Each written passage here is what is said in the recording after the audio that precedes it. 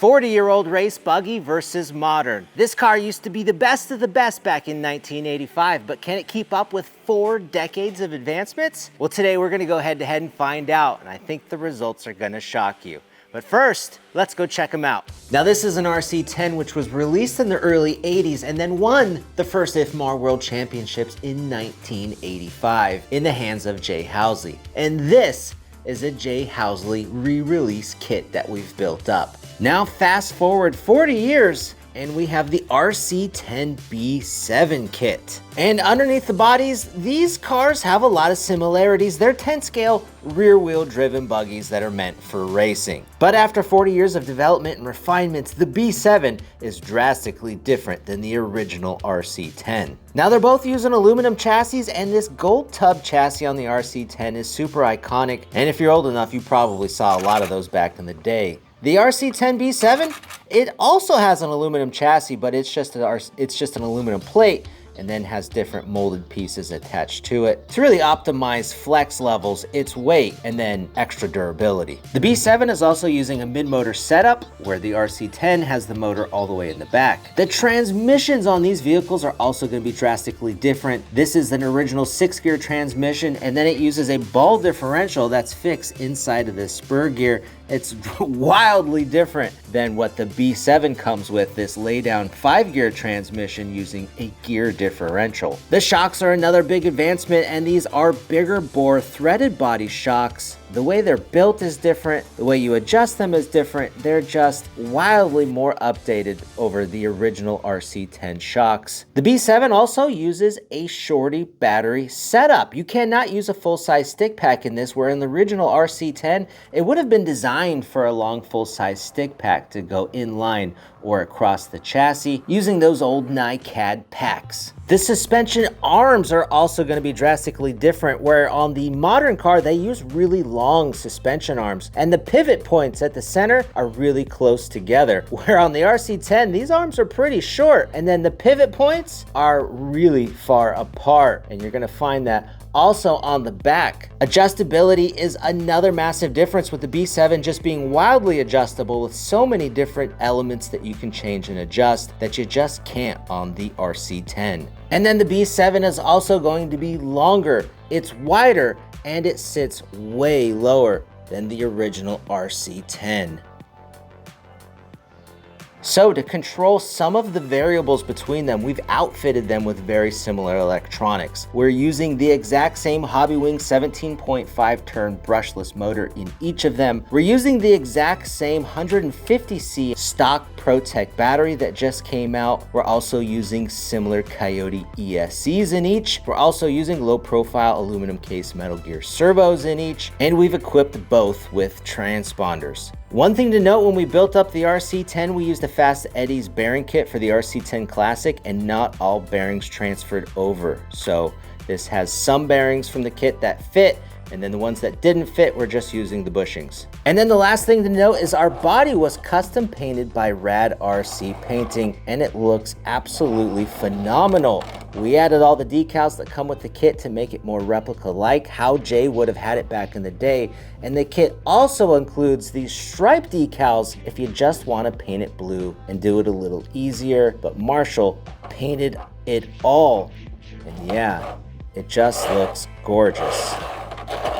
Now the track we're going to be driving on is a carpet track, which the B7 is designed for. Our RC10 is not at all.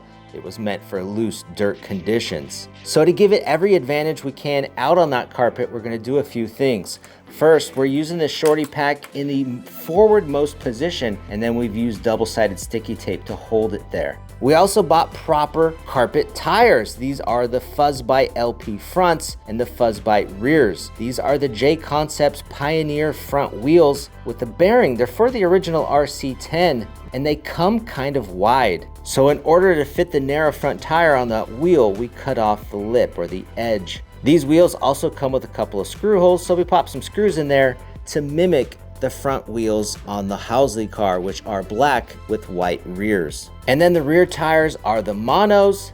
They're also for the original RC10, and nothing was needed to mount up these tires. The last thing we're gonna do to get this carpet ready is try to lower the ride height, and the front is quite a bit higher than the rear, so we can't move the collars up any higher on these shocks. So what we're gonna do is move the shocks to the uppermost hole on the tower to just bring the arms up and lower the front overall. And that lowered the front quite a bit. That's gonna be good. And I think for the back, we can't raise the shocks up any higher, so let's just try taking off these collars. Cool, that slammed it down. And for our final weights, let's see, about 30 grams overall, a 63% rear weight bias, 51% on the left. And now our B7. Interesting, 17 grams, so only a little bit lighter than the RC10. That's surprising. 56% rear weight bias. Perfect 50-50 left and right side. All right, so first, just to get a benchmark of our lap times on this new layout, we're going to drive the B7 and see what it does.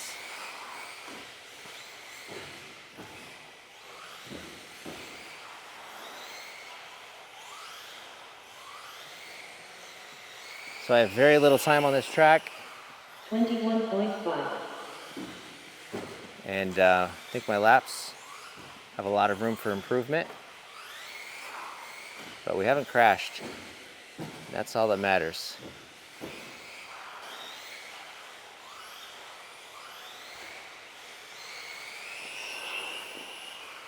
$20.6. Fun layout, super fast and flowy. There's some of these turns are really fast and yeah, tricky. We're gonna drive the RC10 now, and just for fun, we've left the stock tires on the buggy, not the carpet tires. And this is the very first time that we've driven this car. Sounds like something's slipping. It could be the slipper maybe? Oh yeah, the spur gear is kind of loose. Yeah, that's a lot better.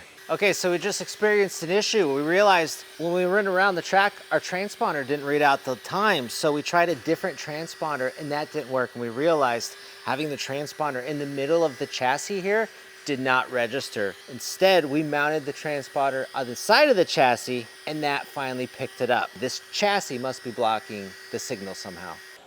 Okay, take two. We move the transponder, tighten the slipper. You can feel the ESC needs a little bit more brakes.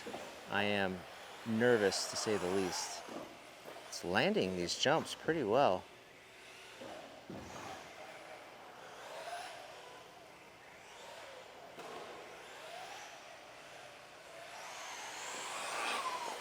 My gosh, it's quick. Oh no, these are not fitting. So this vehicle comes with larger diameter axles that taper down to the smaller normal size, and the wheels have this little pocket to make it fit. So we used a 6.5mm bit and drilled just halfway down the wheel. Now the axle pins are also a larger diameter than what these wheels are intended for, but you can smush the wheel on there and tighten it down and it locks into place. Okay, got fuzz bites on the car. That front end is definitely carving up a bit better. It just can't turn very tight. But there's limited steering throw out of this thing, so. My gosh, it's fast. 28.1. 24.8. 24.3. 24.2.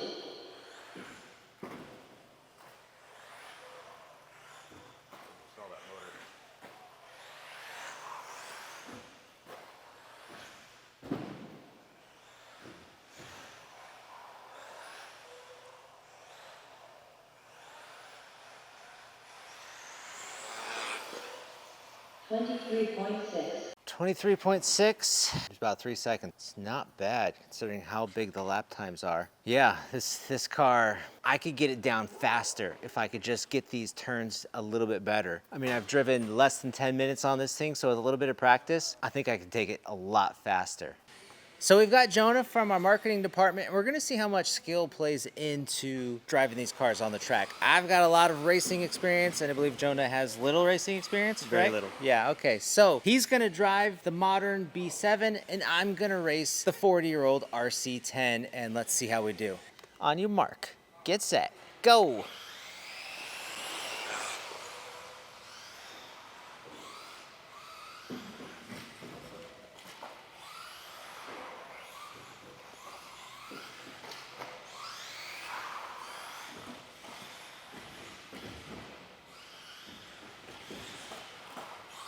Well, we know who won that. We need a turn marshal. Oh, thank you, Kyle.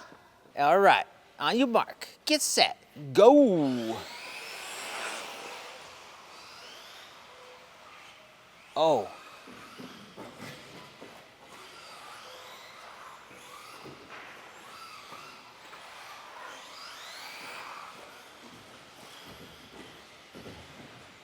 Brett's got a clean open track ahead of him. Oh, and Jonah rolls it. All right, 1-1, go.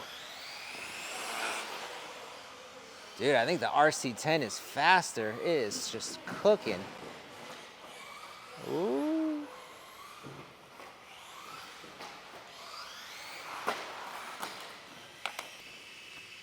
Get set, go.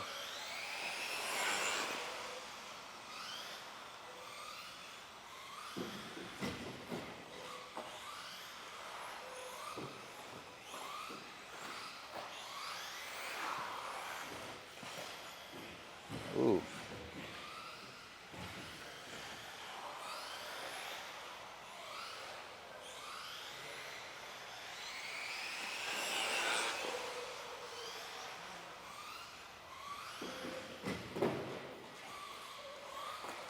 Oh, go bump and rubbing.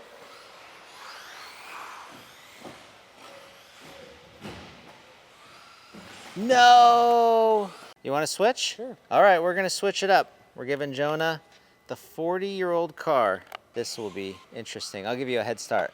Tell me when. On your mark, get set, go. Oh, very different. Man, the B7, the modern car has so much more steering. It is incredible. The amount of turn in. Oh, traction rolls right there. Oh my goodness. Thank you, Kyle. What do you think? It This doesn't is steer hard. anything like the No. B7, right? No, the other car, I don't know how you were keeping up with me with this. That is amazing. So considering the RC10 is not designed for carpet, I think that it really held its own. Is it as competitive as a modern B7? No, not at all. It can still be fast in the hands of a fast driver, but 3 seconds a lap slower adds up over a race. So it may not be as fast, but it is a lot of fun to drive, and it felt good piloting it around the track. If I've learned one thing from this video though, it's how much I appreciate just how good the modern B7 is. It is truly a work of art, and RC racing cars have come a long way. So guys, go check out both these cars with our links down below, and if you want more RC videos, check these out.